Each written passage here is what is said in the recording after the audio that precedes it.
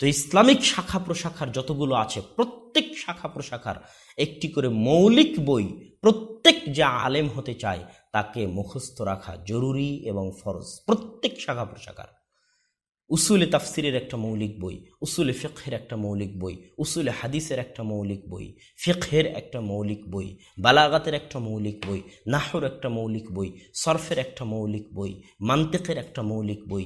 এই প্রত্যেক ডালপালা শাখা প্রশাখার একটা করে মৌলিক বই প্রত্যেক যে আলেম হতে চায় তার মুখস্থ সর্বদা ব্রেনের ঠুটস্থ চাহিবা মাত্র ইহার বাহককে দিতে বাধ্য থাকিবে, এইভাবে মুখস্থ থাকতে হবে।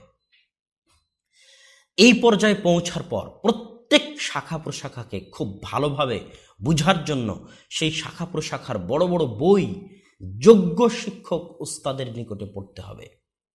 যেমন উসুলে হাদিসের একটা মৌলিক বই আমি মুখস্থ করলাম, এবার উসুলে হাদিসের আরব যে শাখা প্রশাখা যে বড় বই পুস্তকগুলো আছে এগুলো উসুলে হাদিসের যোগ্য শিক্ষকের নিকট পড়তে হবে, উসুলে ফিকহের যোগ্য শিক্ষকের নিকট পড়তে হবে, উসুলে তাফসিরের যোগ্য শিক্ষকের নিকট পড়তে হবে। দুঃখজনক হলেও সত্য যে এই তৃতীয় ধাপের জ্ঞান সাধারণত পাক ভারত বাংলাদেশের খুব কম প্রতিষ্ঠানই আছে, বা নাই বললেই চলে যে প্রতিষ্ঠানগুলোতে এই তৃতীয় ধাপের জ্ঞান বিতরণ করা হয়।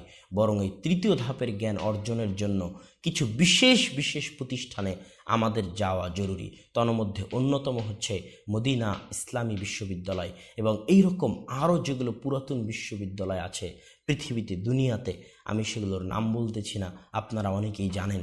সৌদিতে প্রচুর বিশ্ববিদ্যালয় আছে, মিশরে প্রচুর বিশ্ববিদ্যালয় আছে এবং ভারত পাকিস্তানেও কিছু বিশেষ বড় বড় মাদ্রাসা আছে যে মাদ্রাসাগুলোতে এই তৃতীয় ধাপের জ্ঞান সুন্দরভাবে শেখানো হয়।